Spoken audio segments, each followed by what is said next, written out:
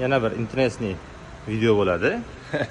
Qo'limdagi Malibu shpilka gaygasi bo'ladi, balon gaygasi, ya'ni bu ichi uzilib ketgan. Ya'ni bo'shatayotganimizda oddiy kalotka uchun bo'shatayotganimiz uzilib ketdi.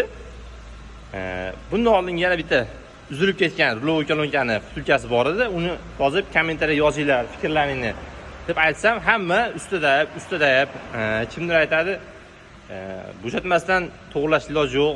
Shunaqa kommentariya maza qilib o'qib, pullas ko'rib qiziqdi. Haqiqatan mashina buzilib qolib keldi. Uni tuzatish kerak. Tuzatish uchun albatta bir boltda yoki gaygani bo'shatishimiz shart.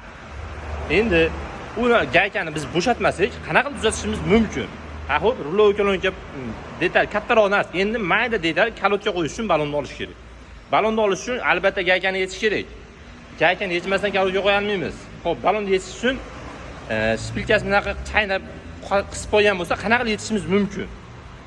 Fikrni kommentariya yozib qoldiringlar. Endi qaranglar, uzilib ketdi, mayli.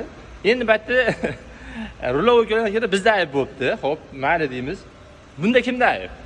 Oddiy realniy voqea, mana uzilib ketdi, egasi tuyolmay turdi. Haqiqatan bu ko'p uziladigan narsa. Ba'zida egasi bo'ladi, ba'zida egasi bo'lmaydi. Egasi bordi, biroz aytdim, uziladi, rozi bo'ldi, uzdim.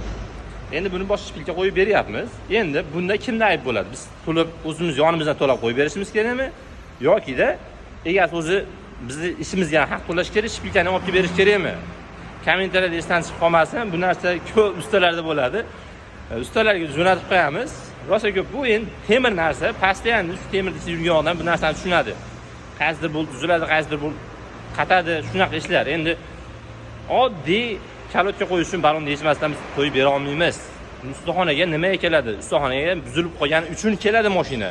Buzilib qolgandan keyin обязательно uni bo'shatib, keyin to'g'rilash kerak. Bo'shatmasdan to'g'rila olmaymiz. Fikrlarni kommentariyada kutib qolaman.